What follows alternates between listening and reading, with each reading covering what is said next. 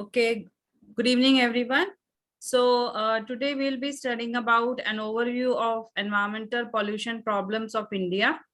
And it is block 3, unit 2 of postgraduate diploma in sustainability science. So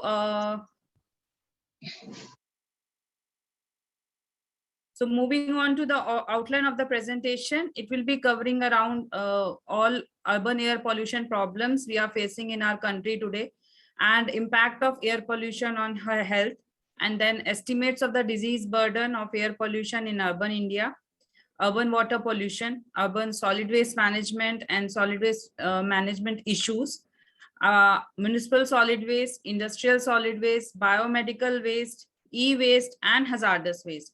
So apart from them, there are many other issues, and from region to region, state to state, these issues keep on changing their dimensions, considering the kind of industries that are established in an area, considering the kind of pollution people are creating, considering the kind of attitude and behavioral norms people are experiencing in that area, and also due to the lifestyle of the people, these issues keep on varying from region to region.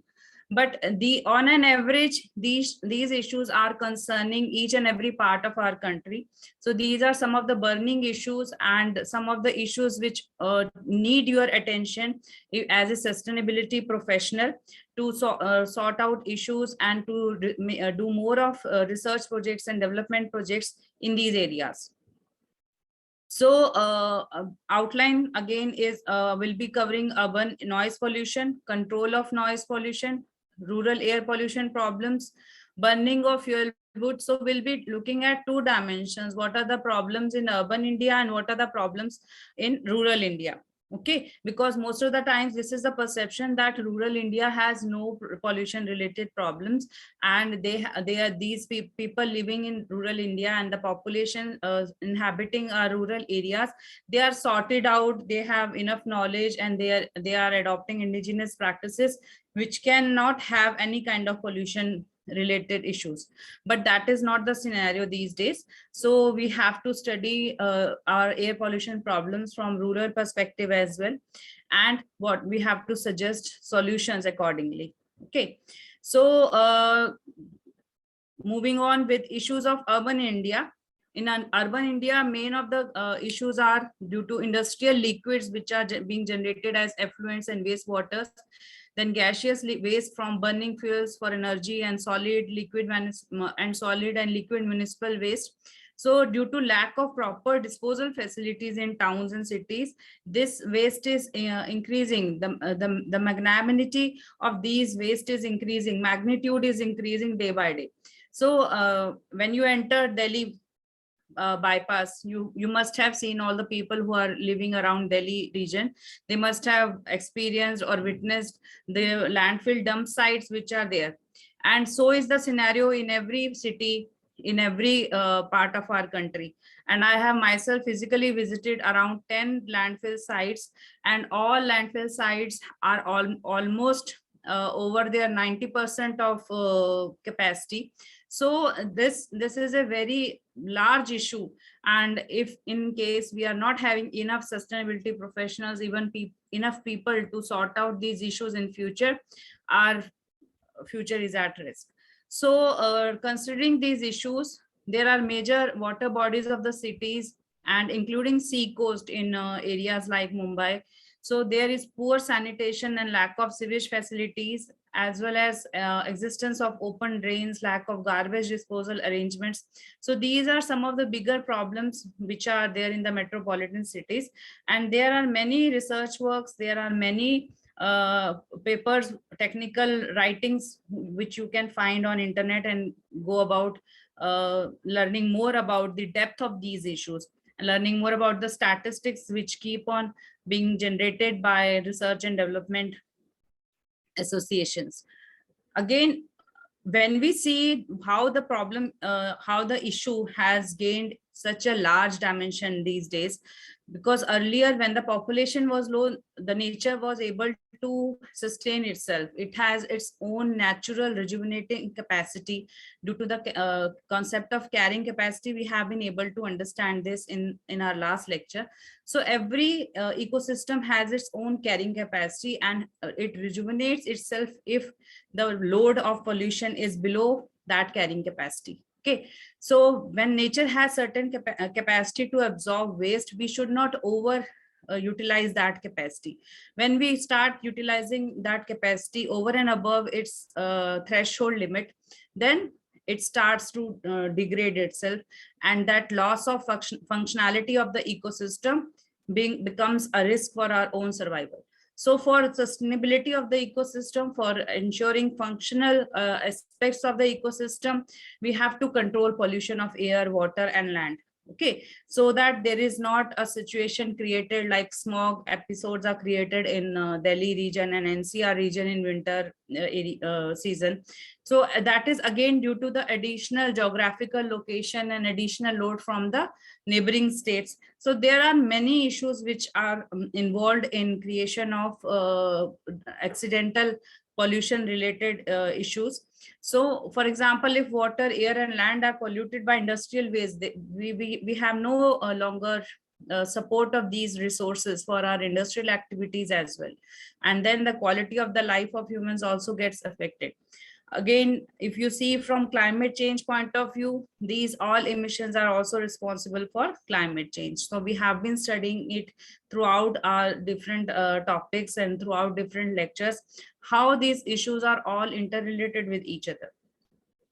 So in this unit, we will be specifically discussing how these pollution related problems are life threatening and how they affect specifically to human health, and what are the issues of rural areas due to dispersed population, due to solid waste management, which is lesser in rural areas as compared to urban areas due to lack of infrastructure and resources, as well as funds which are released for rural areas by the central government or by the panchayats in rural areas.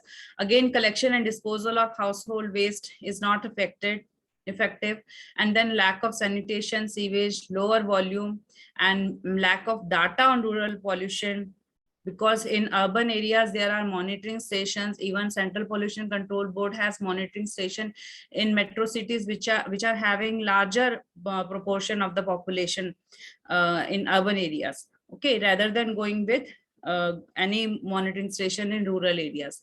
So these can be some of the ideas for your future research work, for future capacity building in whenever you are done with this course, so that you can bring a change in the society. You can utilize your knowledge and technical expertise in resolving the issues of environment. Okay, so major pollutants from agriculture and burning of wood and other crop residues and livestock waste, they are again issues in rural areas. So starting with pollution levels in India, we have high pollution level in India, which we all are aware due to the International World Bank data, which is generated every year. We have seen that air pollution in Indian cities is highest amongst the world.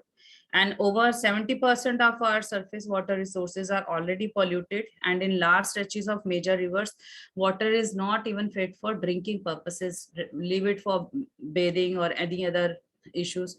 So lowest per capita availability of forest in the world, which is 0.11 hectare as compared to 0.50 hectare in Thailand or 0.8 hectare in China.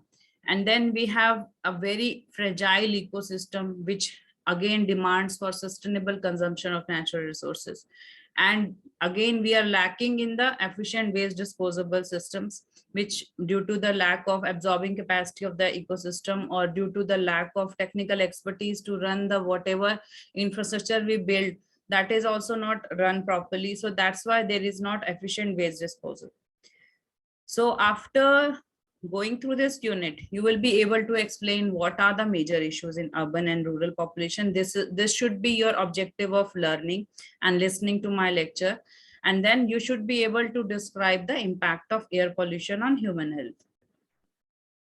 So urban air pollution problems, this is one of the issues of poor air quality, and especially in developing countries. And air pollution is an important issue because of the two reasons. One is that it is an necessary evil that needs to be tackled, and on the other hand, it also causes health damage and increased greenhouse gases concentration in the atmosphere.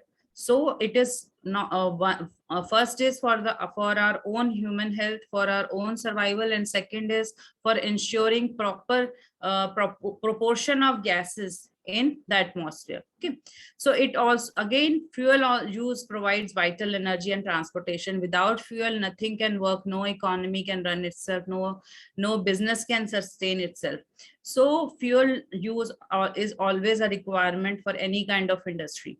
So while designing policies and measures to combat the adverse environmental effects, we have to use fuels. We can't deny use of fuels, but we have to see what are the mitigation measures. Okay, so considering the increased vehicular fleet which is there, instead of going for mass transportation systems, we are relying more on personal transportation systems. So that is causing increased vehicular fleet and industrial expansion, and use of more number of DG sets is also contributing to air pollution levels in Indian cities.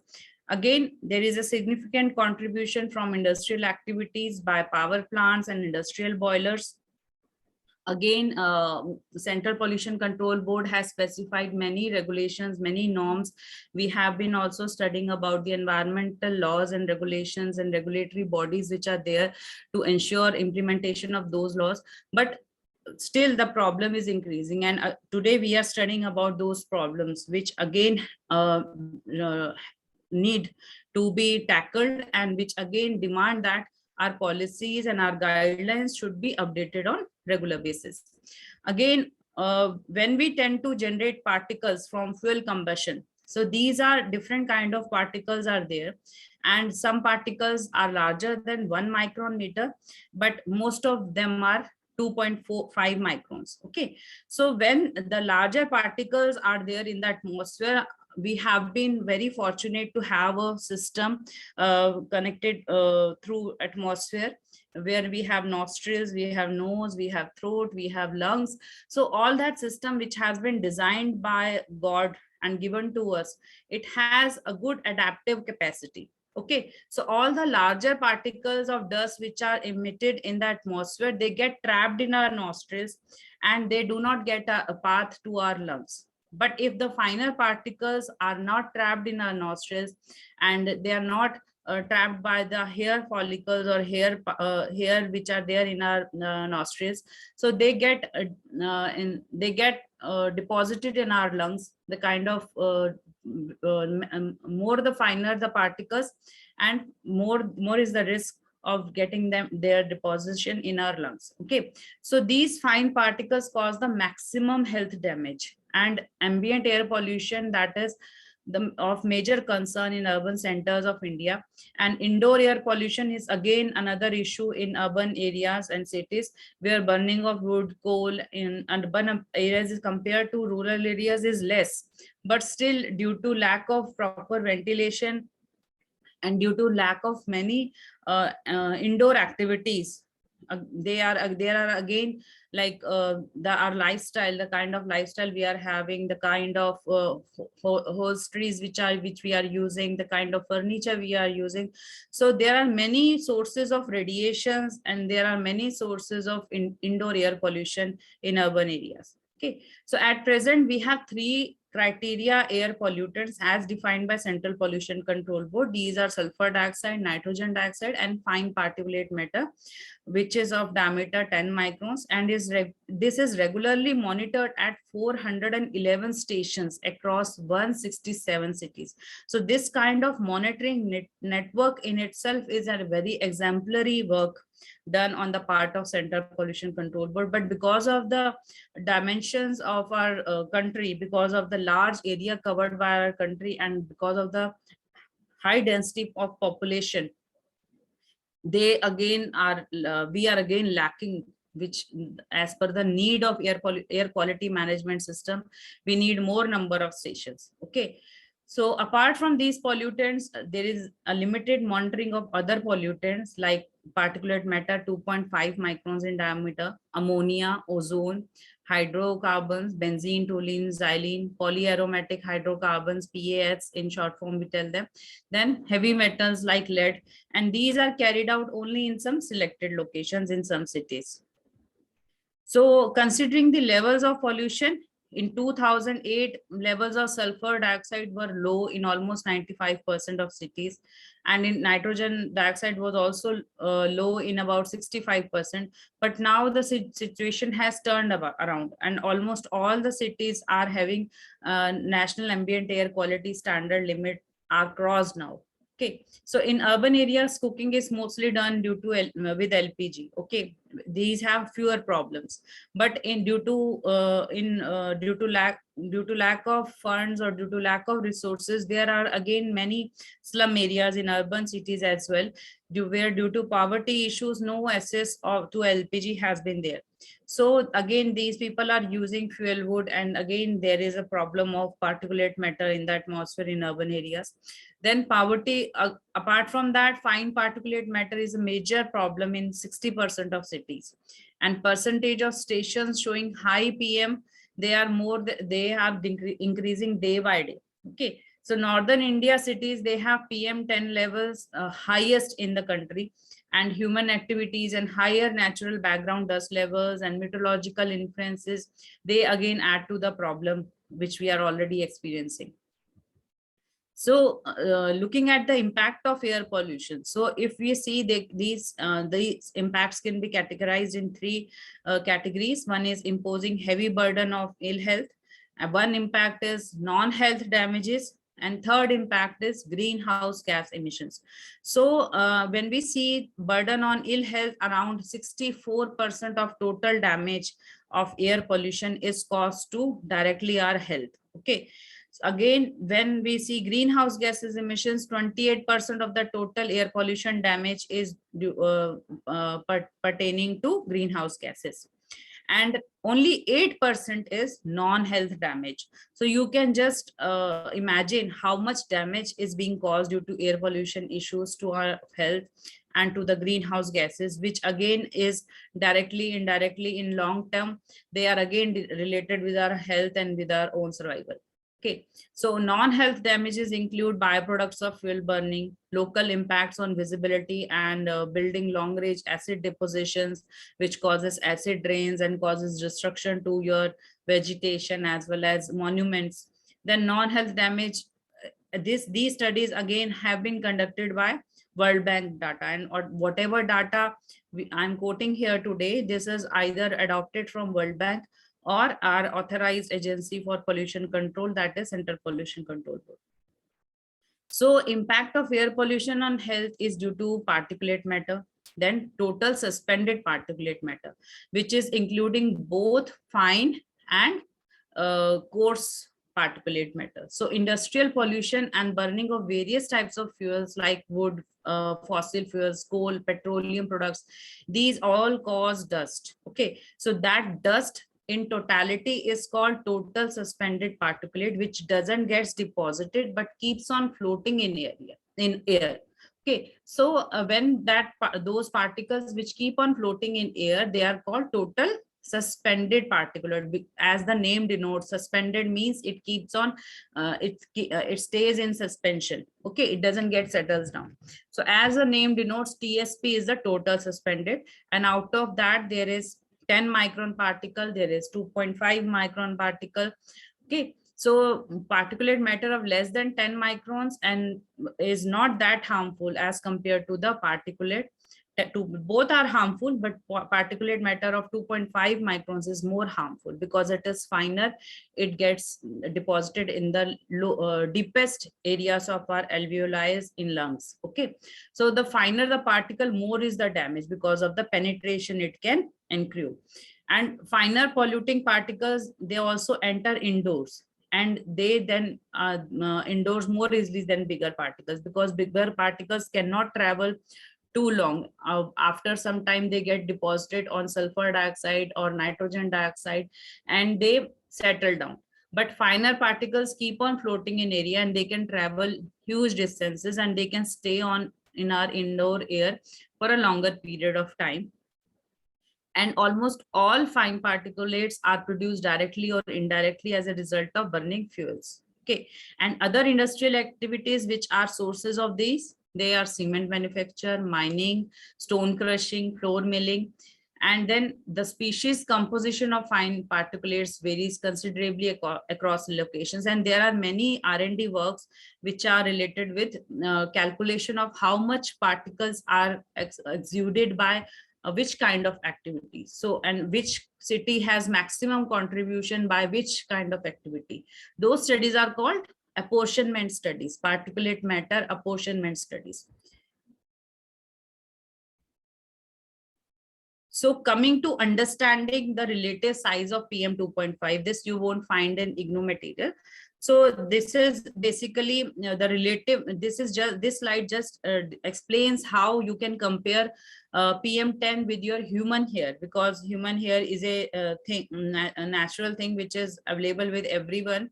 And if you see your thinnest hair, so thinnest hair, if you take around 5 particles of PM10 make that thinnest hair dia. Okay, so if you see diameter of your hair, 5 particles of PM10 can make up one thinnest hair.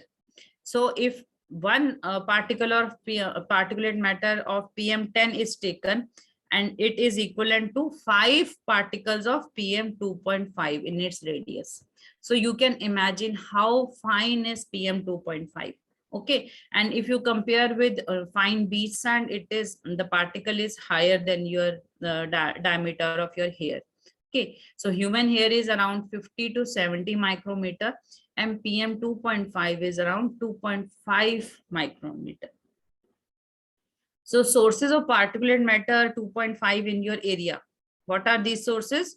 There are two kind of sources, primary sources and secondary sources. So primary is basically where it directly emits anything, it is called primary. So industrial emissions, use of non-smokeless fuels for heating, other domestic sources of smoke such as bonfires or motor vehicles, power generations, wood stoves, agricultural burning, this is all primary source. And secondary sources where 2 or 3 different kind of gases combined together, and they make up some secondary pollutant that is called mix through sulfur dioxide or nitrogen oxides, nitric oxide, NO plus, nitrogen dioxide. And if PM 2.5 or PM10 gets combined with any of these sources, or these sources get combined with any organic pollutants like benzene, toluene particles, then it becomes a secondary source of pollution. And now now we have discussed what are the issues of air pollution, how it impacts our health, what are the sources in urban areas. Now we'll see what is the method to study impact of air pollution on our health. So there are many number of epidemiological studies. Epidemiological studies means they take a part of our tissue or part of our viscera or part of some human cells, so to identify what is the dose response relationship. And many at times these studies are conducted on fish, on frog, or any other animal where tissue structure is similar to human tissue structure, or even just to study what kind of impact it can bring to animal life. Okay, so it establishes the dose response relationship. So with varying dose of sulfur dioxide or with varying dose of PM 2.5 or PM10, what are the impacts which are being observed in those tissues or animal bodies. So those kind of studies come under epidemiological studies. And what are the challenges? Why do these kind of studies cannot be conducted in larger number? Because of the time and cost involved, which is higher. Obviously, you have to give large number of doses, and you have to ascertain different kind of responses, and you have to identify the correlation between them, statistical or through non-statistical methods, but it takes a lot of time and money, and again you have to have a very high-end laboratory system to ensure that whatever relationships you are establishing are not interfered by any other kind of pollutant in the environment. So again, likelihood of encountering problems of data availability, you need to have some secondary data as well. Again, availability of other studies which can be used to reduce individual study level uncertainty, and then find statistically significant association. There you need to have large number of softwares, you need to have large number of hardware equipment to monitor, to control, and to gather these pollutants for your study. Okay. So again, what is the role of particulate matter in negative impact on health? Okay, so there are around more than 25 epidemiological studies which have indicated an association between mortality and particulate matter. So if it is a life-threatening pollutant, okay, so there have been proven correlations between mortality and the pollutants like sulfur dioxide or ozone. And there are different air pollutants which tend to be correlated over time at different locations and at different scenarios. Okay. So there is no certainty how a pollutant can impact a certain area at certain time to a certain population. So to eliminate the possibility of double counting, we go for quantitative estimates of mortality, and then particulate matter as a pollutant again serves as a potential index for correlated pollutants. Okay, so there are many kind of studies which you can do. And one of the studies which I conducted in 2001, that was on ITO intersection, where I established a stochastic model. It was a statistical model for predicting air pollution levels in the future. Okay, so if that kind of model has to be created, that model is just an equation at the end. You gather 24-hour data for number of parameters, for 12 parameters for 3 years on 24-hour basis. So just imagine how much data it requires. And at those times, there was not data was not uploaded and it was not available online. So you need to sit down at Indian Meteorological Department and write down all the data entries, because if you buy data from them, one entry is for 1 rupee, and it can cost up to 4 lakh rupees for the amount of data that is required to generate one equation, where you put the values of all those parameters. What will be the wind speed, what will be the solar insolation, what will be the wind direction, and then you can predict what will be the level of sulfur dioxide or nitrogen dioxide or PM 2.5 at a particular location. So those kind of studies are required to be done at regional level, so that we can identify what will be the levels and how people should protect themselves, especially old and people who are having asthmatic or respiratory problems. So that kind of air pollution control management system is already existing in abroad countries, because there, if pollution level rises above their national ambient air quality standard, they are issued an alert on FM channels, on TV, through various media platforms. Okay, so there people can protect themselves, especially the elderly and aged ones, and those who are having any kind of health issue. So that kind of air quality management system can be developed if we have enough data, through research projects, through studies, and through monitoring through our base stations of monitoring. Then particulate matter again serves as a pollutant for potential index for many correlated pollutants. And it is also important to stress that the particle effects on mortality have been observed in areas where both high and low sulfur dioxide and ozone concentrations are there. Okay, so there the health effects are different in particulate concentrations, and they become very reasonable to study. So if you calculate estimated deaths which are caused due to outdoor air pollution, it is around 1.5%, 1.4% of the total mortality. And all disability adjusted life years, you must be thinking what is this term, DALY. Okay, so I will be explaining it. Disability adjusted life years. But what is the impact? It is around 0.5% of the total deaths. And cardiopulmonary diseases are, account for 2%. So the exposure variable of air pollution used in particulate matter measured either is PM10 or PM2.5, it varies. Okay, and outdoor air pollution studies have referred that adult cardiovascular diseases and lung cancer, they are caused by long-term exposure of 2.5 PM2.5. Okay, and mortality of all ages are also associated with long-term and short-term exposure of PM10. So people, you must have seen people who are people who are working in steel industry, or people who are working in coal mining areas. You will never find any old person in those mines. Why? Because they don't have that much age. They die before they get old. The span of their life decreases by around 50% if they continue to work in coal mines for more than 10 to 20 years. Okay, so that kind of impact is you can witness it without even R&D study. If you are working at a coal mine for a long period of time, you can see that kind of impact in the kind of population that is working there for so many years. Then infant and childhood mortality from respiratory diseases is also associated with PM10 exposure. And there is evidence that currently the quantitative methods, the recommendations for quantitative methods are not applicable at global level because of the lack of evidence. Okay.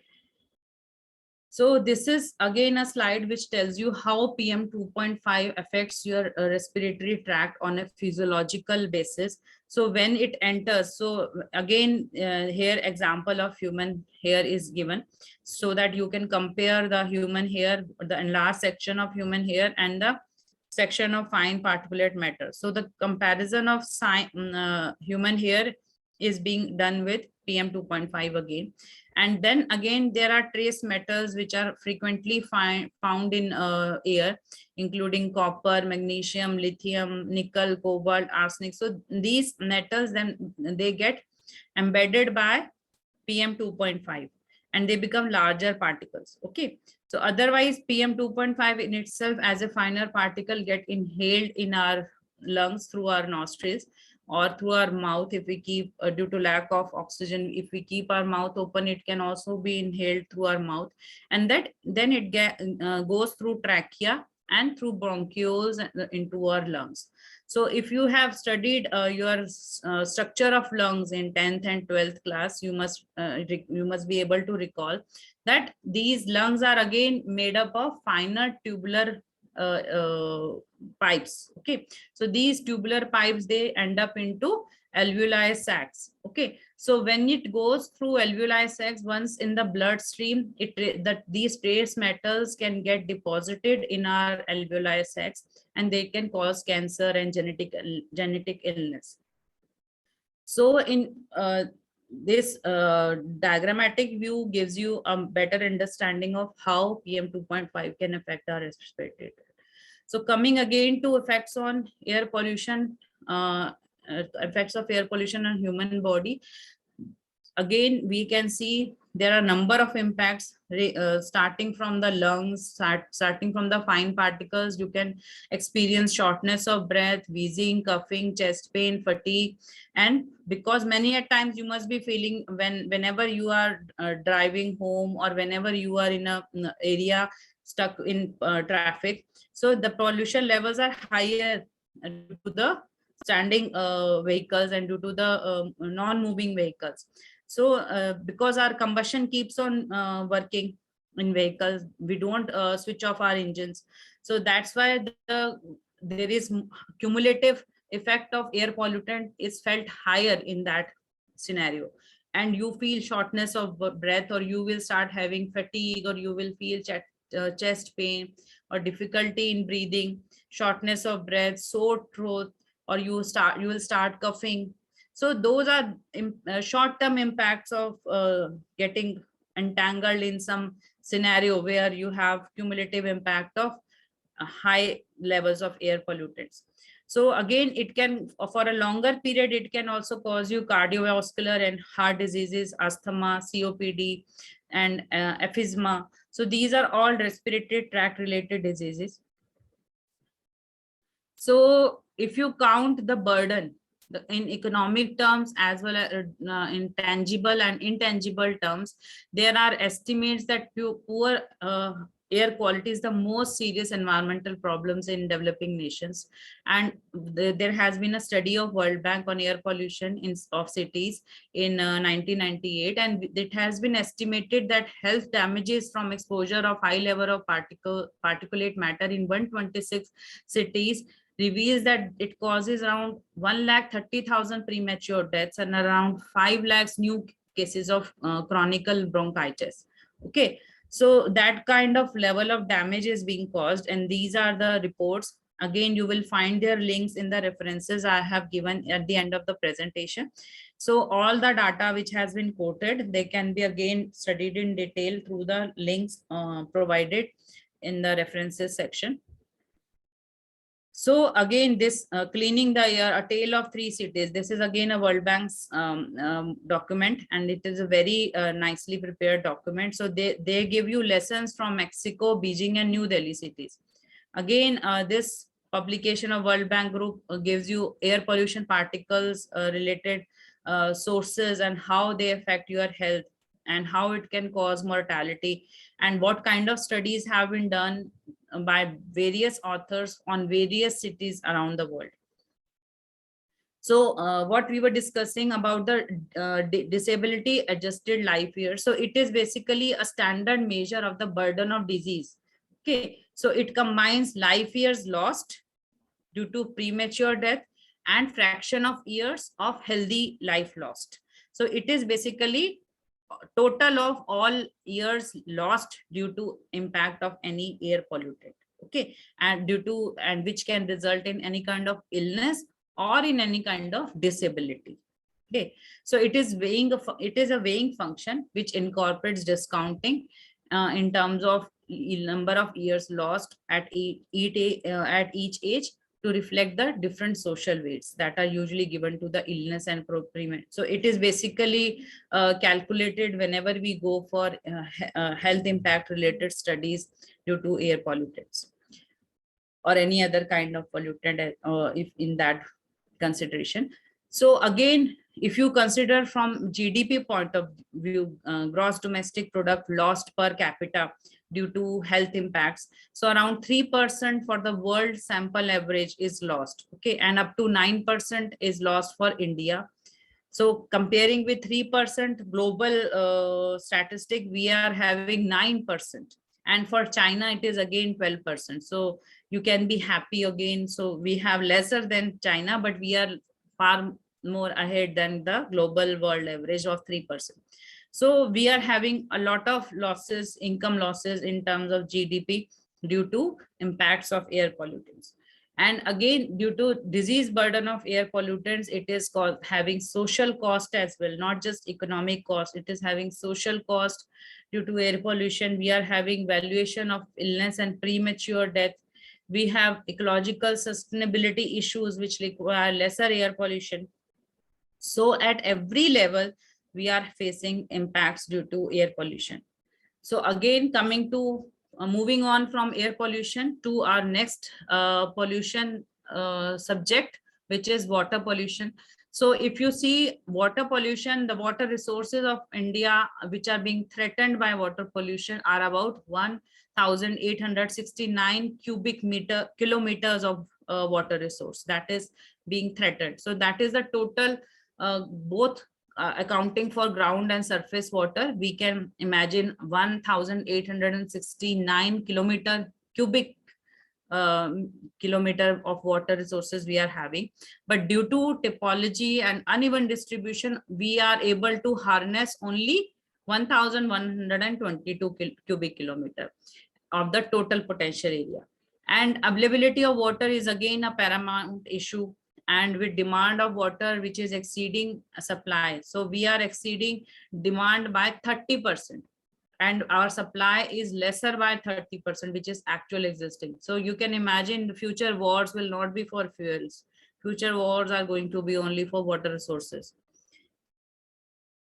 So contribution to urban water pollution by different sectors and cities, if you see from statistical surveys, the agricultural sector contributes to 26% of national GDP, and it continues to dominate water use with 84% of total water consumption.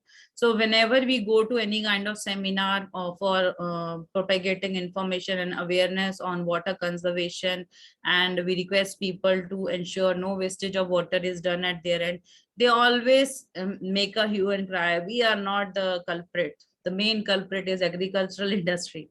So you should tell the farmers. But farmers are also being told.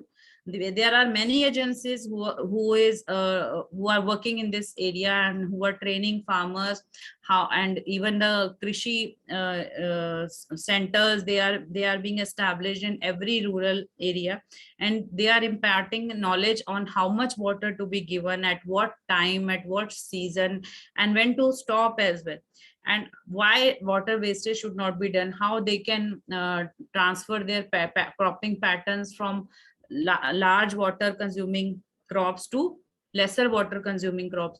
So all that information is being given to farmers as well, but we have to contribute together as a society, then only we can bring some change. Okay, so industrial production has been increasing and it contributes to around 24% of GDP. Okay, so agriculture sector is contributing 26% and the industrial sector is contributing 24%. But in comparison, industrial sector is utilizing only 12% of total water consumption. So you can see from that they are utilizing lesser of water resources and contributing more to GDP. But we cannot deny the fact that agriculture is equally important, no matter how much contribution it has to GDP and how much water it is consuming. We cannot sustain without agricultural industry. So that this is again followed by remaining economic and domestic sectors, which is around 4%. And as per estimations of Central Pollution Control Board, we are generating around 38,254 million liters per day, out of which only 11.787 MLD is being treated, even less than 50%. Okay, so you can imagine how much amount of wastewater, untreated effluent from industries and cities is going through our rivers and oceans. So that is the main reason for water pollution, and you won't find any clear river stream in our country now, except for the monsoon monsoon season, when there is an overflow in these rivers. So that at that time, due to dilution effect, you will find that again you can find clear rivers for few days. But as soon as there is a discharge of effluent and discharge of wastewater from domestic sector as well, when there is not overflow of monsoon runoff, so then again you can see that the pollution levels are very high. So again, considering categories of water pollution indicators, we have concentrations of pathogens like fecal and total coliforms, then amount of heavy metals, and then measurement of BOD and COD. So you might have heard about the pathogens, you might have heard about heavy metals, but many of you might be new to the concept of BOD and COD. So what is BOD and COD? BOD is biological oxygen demand and COD is chemical oxygen demand. So these again are both parameters which denote levels of pollution in a water stream or wastewater stream. So by the name itself, if you see what is a full name of BOD, biological oxygen demand. So it denotes how much demand of oxygen is there by the biological pathogens or by the biological pollutants that are existing in the water stream. Because water has its own dissolved oxygen. Why do we need water for our survival? Because whenever we have consume water, the oxygen which is there in the water is provided to body cells of our body, and all the tissues and cells in our body, they get direct oxygen from the water. Okay, so that dissolved oxygen, if it comes less than 4 milligram per liter, then it becomes dead. Why? Because no, even the fish cannot survive in that kind of water, which is having lesser dissolved oxygen. So when dissolved oxygen goes beyond certain level, and demand for oxygen that is again in that water goes up due to the pollutants in the water, that demand is called biological oxygen demand. And we have methods, experimental methods and laboratory methods to measure that demand over a period of 5 days, over a period of 3 days, how that oxygen level is reducing, dissolved oxygen level at the initial stage, and how that initial dissolved oxygen level is reduced after 3 days. So that gives you how much demand is there, and that gives you an estimate of how much polluted that water is. So if it is due to chemicals that oxygen is being deprived and that oxygen level is reducing, then it is called COD, chemical oxygen demand. And if it is due to biological pathogens or biological pollutants, they are called, that pollutant level is called BOD. So biological oxygen demand is basically a measure of biological pollution of water. BOD test indicates the amount of water. So the test is for 5 days. Earlier it was only for 5 days. Now they have reduced it for 3 days. They have upgraded that method, and they have upgraded the methodology and protocol to measure that. And those measurement methods, they are again defined by American Public Health Association, APHA manual is there. Again, the higher the BOD, higher is the organic pollution. And there are more contaminants which cannot be oxidized biologically. That test our chemical pollution. So chemical pollution is measured by COD. Okay, I hope you have understood. So in case you have any query, you can just note it down. We'll have a query session at the end.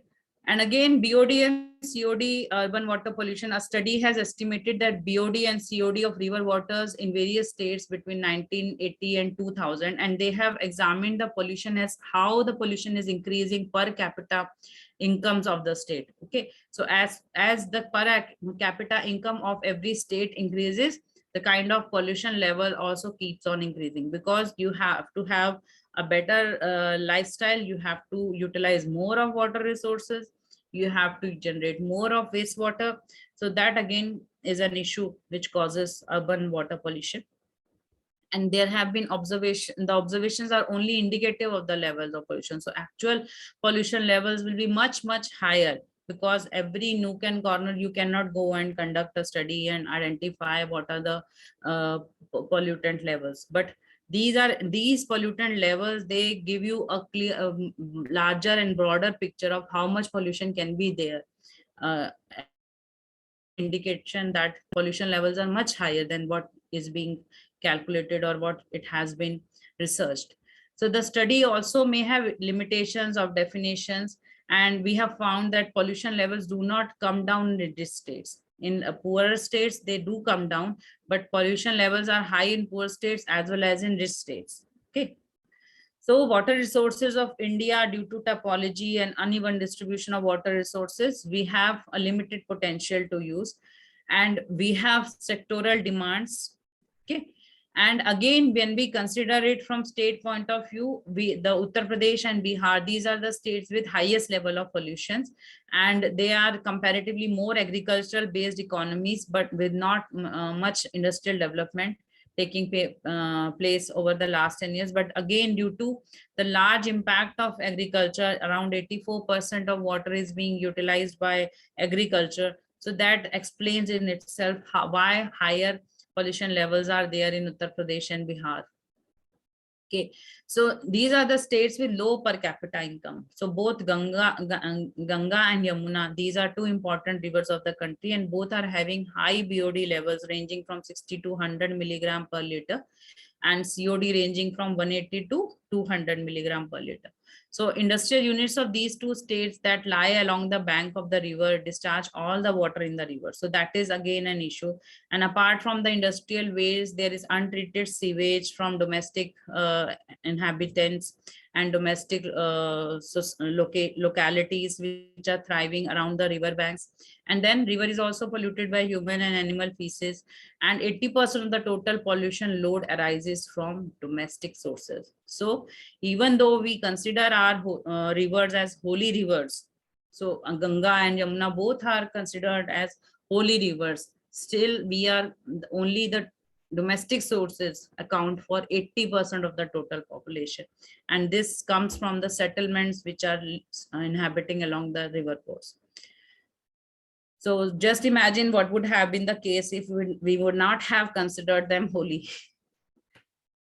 It's very ironical, but it's true. So considering the distribution of industries vis-a-vis urban water pollution, the states Haryana and Delhi fall within the group with high per capita income. And they again also have high levels of pollution ranging from 160 to 100 milligram per liter of BOD and 180 to 200 milligram of COD. In Haryana's economy is again dominated by agriculture, whereas Delhi is again most industrialized. So whenever we study pollution, we have to study it from different aspects, from sectoral consumption point of view, from discharges from different sectors point of view, from different states and locations and stretches of river in different areas, what kind of issues of pollution, what kind of streams of pollution are there in that area, what are the point sources of pollution, what are non-point sources of pollution. Again, if you see, approximately 1,900 million liters per day of waste is discharged from the municipal sector only. Okay, and only 320 MLD is from industrial sector, even in urban cities. Okay, so in a few polluting industries in Delhi are again identified by Central Pollution Control Board, and Central Pollution Control Board issues notices. These notices are called show cause notices. So whenever an industry is issued a show cause notice, it is a threat to that industry that its power and electricity supply can be closed down any day if it does not shows the cause of the pollution it is causing, and if it doesn't show the mitigation measure or the pollution control measure it is adopting for ensuring that no pollution will be caused in future by that industry. So that kind of tool has been given to our pollution control boards through Air Pollution Control Act, through Water Pollution Control Act, through Environment Pollution Control Act. So in terms of our norms and guidelines, we are far ahead. Okay. But in terms of implementation, we are lagging. In terms of adoption of technologies for pollution containment, we are lagging. Okay. Again, these are the states where per capita income is low and pollution level is either low or medium. If we consider the states of Madhya Pradesh, Odisha, and Assam, these have low levels of river pollution. Okay, so in southern and western states, they again have low to medium levels, but in northern India, there are higher levels of pollution. So moving on from air to water, now coming to urban solid waste. We have solid waste generation problem is there, predominantly an industrial and urban problem. And it due to consumerism and due to our changing lifestyle, it has now become an urban solid waste problem. Okay, so in our when we talk to our forefathers, or when we have grandparents in our house, when we discuss with them, the kind of solid waste problem which we are facing today, it was not there in those times. So our generation is the generation which has caused maximum damage to environment. Okay, the kind of environment our grandfathers used to have, even our fathers used to have, was far better than what we are experiencing. But what we can do today is we can promise our future generations, if we can promise our children that it will be a better situation in coming times, due to the awareness we are having, due to the kind of professionals we are training, and due to the kind of entrepreneurs we are and inculcating in our society. So again, there is a need to set up adequate waste collection, processing, and disposal facilities to cope up with the rising levels of waste generation. So there are three types of solid waste issues. There are several types of solid waste problems, but mainly there are municipal solid waste. So earlier, there was only one Solid Waste Management and Regulation Act. Now there is a separate act for municipal solid waste. There is a separate act for construction and demolition waste that we will not be discussing in this, because it is not such a critical solid waste at present. Again, we have plastic waste act guidelines, and then we have e-waste categorization. So now we have categorized all different kind of waste in a more critical manner, in a more deeper and with a more deeper understanding of uh, the biological and chemical waste. Okay, so if we see municipal solid waste, there is around 57 million ton per annum generation of municipal solid waste in our country, and it is basically disposed of through sanitary landfills, and increasing quantity of waste requires increasing land areas, which is again a constraint due to increasing cost of land in all urban cities. And major characteristics of municipal solid waste in India is high moisture content. So as the moisture content increases, the calorific value decreases, and the density of waste again is higher, and carbon and nitrogen ratio is lower. So again, due to lack of organic fraction of the municipal solid waste, it is sometimes not feasible to make compost as well. But considering the kind of composition we have on average basis in India, organic fraction of municipal solid waste is suitable for composting. Okay, so at present the country has a rated capacity of, so these characteristics need to be determined before we determine any kind of disposal technology for any municipal solid waste generating from an area. Okay, so and the composition will vary as per the lifestyle of the people, as per the eating behavior, as per the kind of consumption of different products, agricultural products, or processed foods which we are being consumed by the people in that area. So at present, the country has a rated capacity of processing around 6,000 tons. So if you see the kind of generation is 57 million tons per annum, and we have capacity of only 6,000 ton per day of mixed waste into compost. So the efficiency of the compost plant needs to be enhanced largely so that we can become competitive with the rate of generation of waste. And it is estimated around 10,000 tons per day of plastic waste is generated. And compared to the US per capita generation of 110 kilogram per annum per capita of plastic waste, India is having only 11 kg per person.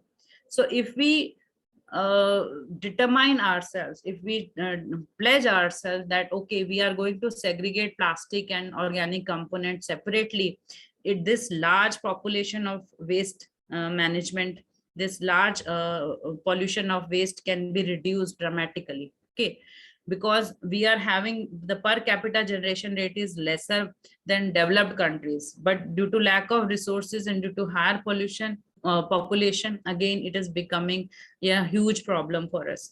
But if at a personal level, at an individual level, you would pledge your take a pledge to segregate your waste, then you can become a part of solution rather than a part of problem.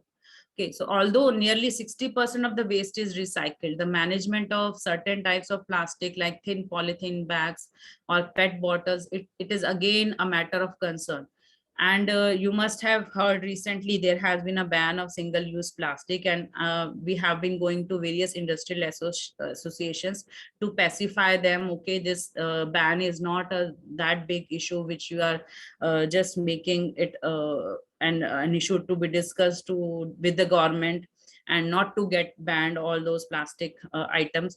But considering the kind of problem which we have created for ourselves due to the plastic waste generation on everyday basis, around 3.6 million tons of plastic waste is being generated. So if we take a responsibility that we segregate our plastic waste, we segregate our dry and wet waste, then that kind of question of banning any kind of product will not arise, because then the recycling will be easier, then the disposal will be easier, and it will help in resolving the issue. Okay, so only a ban of 19 products has caused so much panic in industrial sector, that how our businesses are going to sustain itself if all that plastic is going to be banned, because many small scale and medium scale industries are sustaining themselves through production of these plastic materials. Okay, So coming to industrial solid waste, earlier industrial solid waste had major component through fly ash. Okay, so all thermal power plants used to generate fly ash, and it was a major hazardous industrial waste, which was around 130 million tons of fly ash is being generated from thermal power plants. But now, due to certain initiatives by government, from Ministry of Environment and Forest, even from state environment impact assessment authorities, they have ensured that every industry utilizes some component of fly ash into their building projects, into construction of bricks, and those bricks are utilized in green building projects, in construction building projects. Otherwise environment clearance is not given to them. Okay, so through that closed loop economic cycles, some component of fly ash has been started to be used in different sectors. Again, in recent times we have seen around 6.23 million tons of hazardous waste is being generated, and compared to only 4.4 million tons which was there in 2006. Okay, now coming to biomedical waste, as the name denotes, it comprises of the waste that is generated from the medical sector. Medical sector means hospitals, healthcare facilities, and health research laboratories. So even a dentist in your locality, they need to take care of a biomedical waste registration. Okay, so if they don't have a registration with biomedical waste guidelines and rules and regulations, they are not entitled to generate any kind of waste. So even that kind of waste is infectious, and they have to take care of that waste is being disposed of in a scientific manner through accredited authorities or through approved authorities by Central Pollution Control Board or State Pollution Control Board. So biomedical waste is just only a fraction of municipal solid waste. So earlier municipal solid waste used to involve biomedical waste itself. Okay, so municipal solid waste was any kind of waste. So it used to have plastic waste, it used to have biomedical waste, no separate categorization of regulations and guidelines was there. But now at present, we do have individual independent guidelines for every kind of waste. And we have disposal guidelines, we have regulation guidelines, we have registration guidelines for the disposal agencies who are disposing these waste in a scientific manner. And around 80% of this waste is called general waste, which is non-infectious and which is segregated. So in hospitals, if you go, you will find 5 different kind of dustbins. Okay, so those dustbins have been categorized as per the waste classification. Then coming to e-waste, as our information technology industry is growing day by day, we have seen we have witnessed an unprecedented growth in the recent years. So this has again led to a significant increase in the e-waste, electronic waste. E stands for the electronic. So any kind of electronic item, when it becomes redundant or when it becomes unfunctional or when you just throw it out, it is categorized under e-waste. So earlier, you used to when new mobiles came into the market, a used mobile had no value. But nowadays, you get it replaced, you get it exchanged for some value, maybe rupees 500 or 200 or 300. So you don't waste it now. So that kind of closed economic loops and cycles have been able to be established through IT industry, because IT industry is far more proactive to continue to take action against any kind of risk that goes against them, because it is a well-established, a large-scale industry. But coming to plastic waste, it is most of the times again being controlled by small and medium-scale industries. So there, the kind of infrastructure on resources and technical expertise is not there to take care of their pollution levels and take care of their waste at the industry level. So in the city of Mumbai, it tops in the list of e-waste generation. Oh, it is having around 11,017 tons per annum. Then Delhi, then Bangalore, then Chennai, and Calcutta.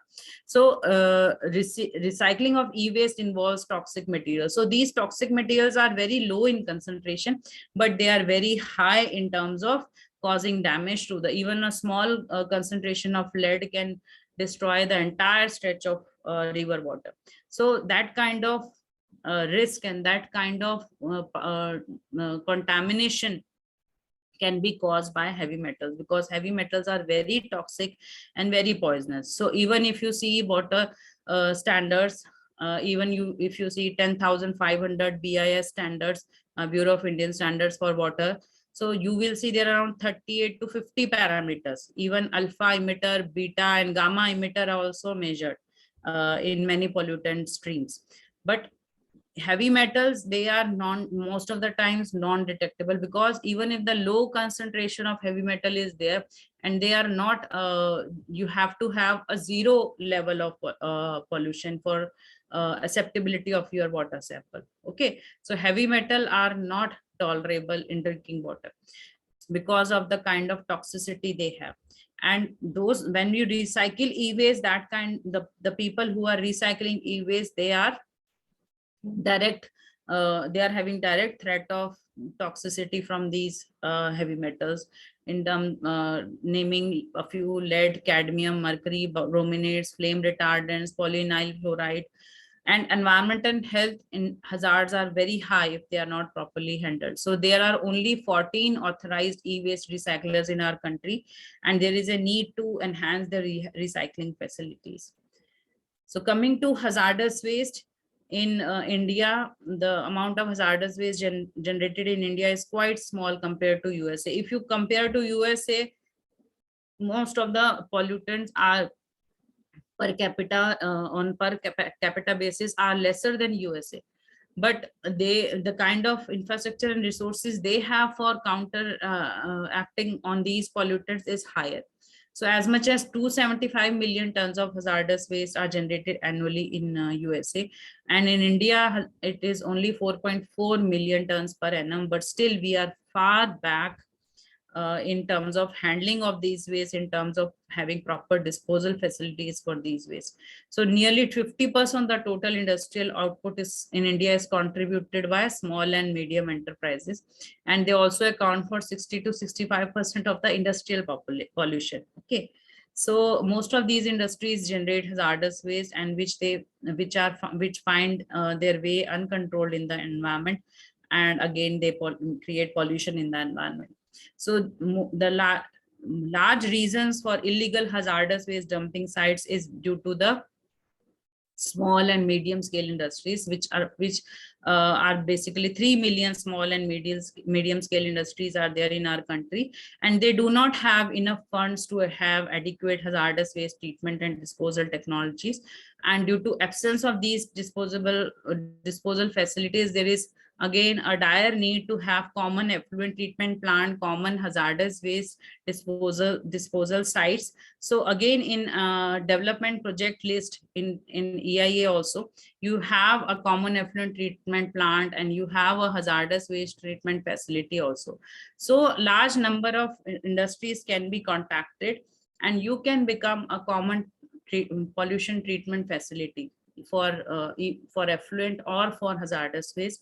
And you can levy charges from these small and medium scale industries to ensure that they do not cause any pollution, and to give a helping hand to pollution control bodies as well as to society. So these are budding entrepreneurs are getting into these sectors of pollution management, of establishing infrastructure and technologies for combating pollution, because again it is a thriving business, and due to lack of enough facilities, it is being supported and subsidized by the government and local governments as well as local pollution control boards. So again, there's a need of common hazardous waste treatment and disposal facilities. As I have already told you, there are many projects coming up these days, and they again require an environment impact assessment. And there has been a delay in notifying sites for hazardous waste disposal. Out of the 93 sites, only 30 have been notified. So if you are establishing a project in a notified area, it becomes far easier to get expedited the process and of notified sites based on environmental impact assessment. And they also play a catalytic role to persuade industry to come in that area. Okay, so if a state government establishes those kind of facilities in states, it's become an persuasion for industries to come to those areas, because they will be having established pollution control measures, and they'll be having an environment impact assessment done for that industrial zone. So they won't have much hassle in getting their business established in such areas. So even special economic zones with those kind of common pollution treatment facilities are coming up these days. Now moving on to urban noise pollution. So any kind of, what is noise pollution? So it is again a subjective thing for different people. Some find noise at very low levels of sound, and some find loud levels of noise also very pleasing, and it gives them a good feel to have enjoyment, to have recreation. So that kind of the level of sound which are disrupting sound and non-wanted sound, that is called noise. So that is called as pollution in terms of classification, in terms of definition. So any noise that hinders normal working of humans and animals is called noise. So it can be due to humans, it can be animals, it can be due to machines, any kind of noise that humans, normal working of humans and animals. And it may be caused by vehicular traffic used for transportation. It may be caused through establishment of industries, car alarms, emergency service sirens, factory machinery, construction, barking dogs, appliances, power tools, loudspeakers, audio entertainment systems, lighting hum. So again, there the methods of control of noise pollution include reduction in the noise exposure time by providing certain protective gears to your employees, or to the occupation, to reduce the occupational hazards of noise in industrial environment, by providing engineered controls like acoustic measures or walls between the two enclosures where the noise is being generated and where the population who is working is exposed. So providing barriers, physical as well as engineered controls. So again, noise reduction at source and diversion of trajectory of sound waves. Then green belt development can also help in attenuation of sound levels and mitigation of pollution from noise. Again, with proper species selection of green belt, there is a guideline for development of green belt and under probe series of Central Pollution Control Board. So there are different series of guidelines and measures which need to be adopted by different industries, which are already established by Central Pollution Control Board. So if you go to Central Pollution Control Board sites and search through their literature, many of these guidelines are available free of cost. So there is a green belt development guideline which is also available on internet. So that also again specifies which kind of species can thrive in which kind of area, and what should be the dimension of green belt, how much should be the thickness, what should be the 3 levels of vegetation that need to be grown in a particular state, in particular geographical location, considering the kind of soil and climatic conditions that are existing there. Then attenuation of noise levels by shrubs and trees. It is again being practiced by many large projects, in even thermal power projects, or in many industries which are installing boilers. Okay, so they need to have a green belt, otherwise they won't get environment clearance. So again, the statutory regulations and under environment impact assessment direct the industry to develop green belt 4 times the built up area. And what is built up area? All the covered floor areas, starting from the ground floor, first floor, second floor, third floors, you have to add up all the covered floor areas which are being even saleable or non-saleable. So all that covered area, when it gets totaled up, it is accounted for built up area. So if your built up area is 80,000 square meter, you have to have 4 times green belt area. Okay. So coming to regulations in India, the guidelines describe the levels of dBA. dBA is again a weighted decibel. So a weighted decibel, this is again a method of calculation of noise levels on a logarithmic scale. So 10 to 20, if 10 decibel is there and 20 is there, but from 10 to 20 due to logarithmic scale, there is a variation of 100 times. Okay, so 20 decibel is 100 times more than 10 due to the logarithmic scale. So it varies from 40 decibels in the silent zone at night time to 75 decibel in industrial areas in the daytime. And daytime is again prescribed from 6 a.m. to 10 p.m. Nobody can say, okay, my night will end at 12 p.m. I am going to play my music and enjoy myself at a loud noise till 12 p.m. because as per the guidelines, it is prescribed 6 a.m. to 10 p.m. And the rules were set in 2000 and they are being amended from time to time. And every day you will find a new guideline, new notification coming up on the portal of Ministry of Environment and Forest and Climate Change. So now from urban scenario coming to rural scenario, we have considered and studied all the problems of urban scenario, varying from air pollution, water pollution, solid waste, municipal solid waste, hazardous waste, biomedical waste, e-waste, and noise pollution. Now we are coming to the rural air pollution problems, and these problems are basically due to burning of fuel wood and indoor air pollution, which is a cause of concern in rural households. And again, use of biomass is more in rural environment, and majority of households are not having access to LPG, which is a cleaner fuel. Nowadays, it is being provided to far more number of rural households, but again, compared to urban areas, there is a dominant use of biomass. Then biomass is again used in traditional cook stoves and it releases pollutants like particulate matter, carbon monoxide, and other pollutants. So again, the particulate matter of dia of 10 microns and below is high in kitchen in indoor environment in rural areas.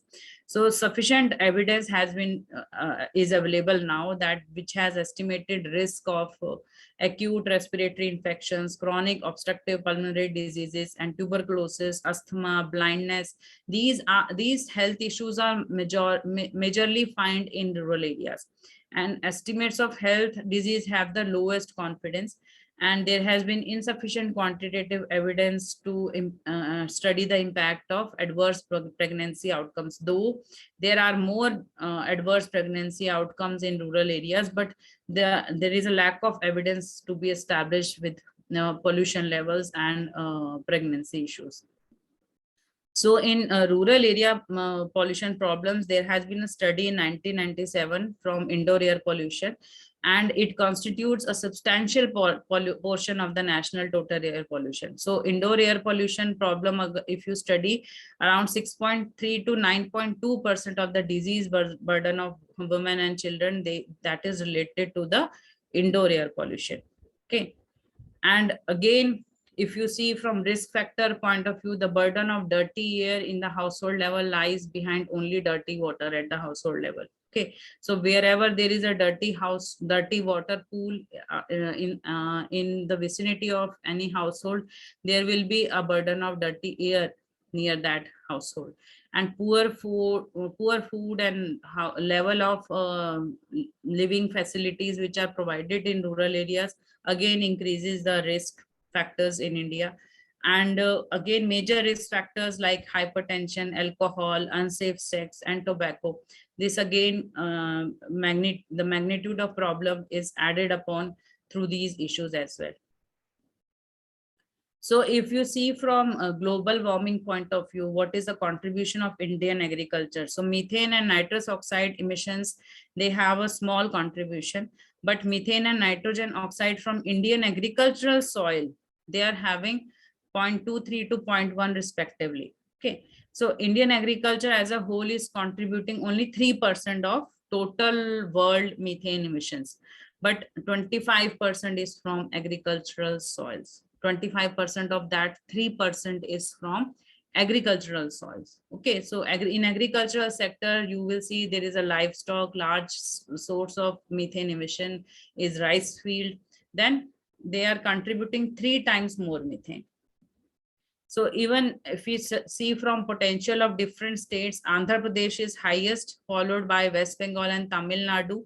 and highest nitrous oxide emission is being observed in Uttar Pradesh. Okay, so there has been a study which has seen the spatial distribution of nitrous oxides and spatial distribution of these global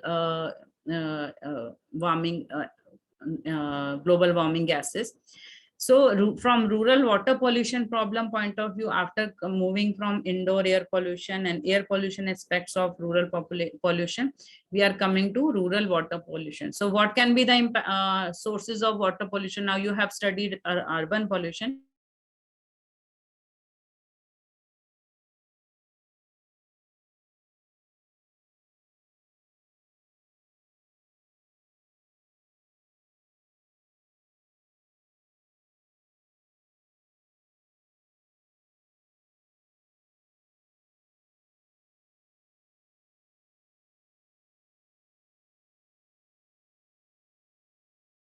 Runoff for drinking, for cleaning purposes without any large scale treatment facility.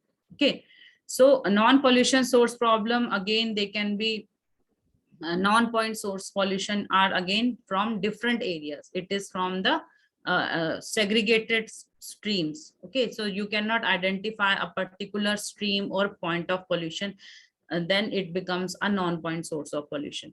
Again, in rural environment, nitrate pollution is very common due to increased use of pesticides and nitrogenous fertilizers. And sometimes industries are established in rural environment, in rural area, so that they can have easy access to groundwater, water. All these major industries of Pepsi and Coca-Cola, which are thriving on groundwater resources, they are established in rural environments. So, but they are emitting pollution streams in these environments as well, and they are also contributing to rural pollution, especially water pollution. So in agriculture, both organic pollutants find their way, and due to storage place from the storage places of dungs from several farms, from leachates, both groundwater and surface water, they are polluting. And then overuse of nitrogenous fertilizers. So there has been a study in Tamil Nadu in Bhavani Basin in 2008. So there they have found that nitrate contamination of both groundwater and surface water is very high, and nitrate concentration is very high concentration of nitrate is very poisonous, and if it is contaminating drinking water, it poses both short and long term hazards to various age groups. So as per WHO guidelines, it is 50 milligrams per liter, but as per our national guidelines, it is 100 milligram per liter, but still we are crossing that limit. So you can imagine the kind of threat and kind of risk that the people are encountering in rural areas where nitrate concentration is higher. And the estimated seasonal nitrogen losses from rice crop in Indo-Gangetic plain, they are of order 34.9 to 39.8% of applied nitrogen fertilizer. So that amount, over 30% of nitrogenous fertilizer that is applied, that goes down the drain to our water resources. So these are all non-point water resource, water pollutant streams, which are very difficult to be tackled. A point source pollution, a point source stream of pollutant can be tackled easily, because you can place a treatment facility, you can identify what kind of contaminants are there, you can monitor and control as well as test parameters of that effluent to ensure that the kind of mitigation measures which you can involve in treating that pollutant stream. But non-point source water pollutants are very difficult to be controlled, especially in rural environment. So this is the end of the presentation. These are the references and links of the various publications and guidelines which you can refer further. Thank you so much. So whosoever has any question, any recommendation or any judgment, they can convey that to me now.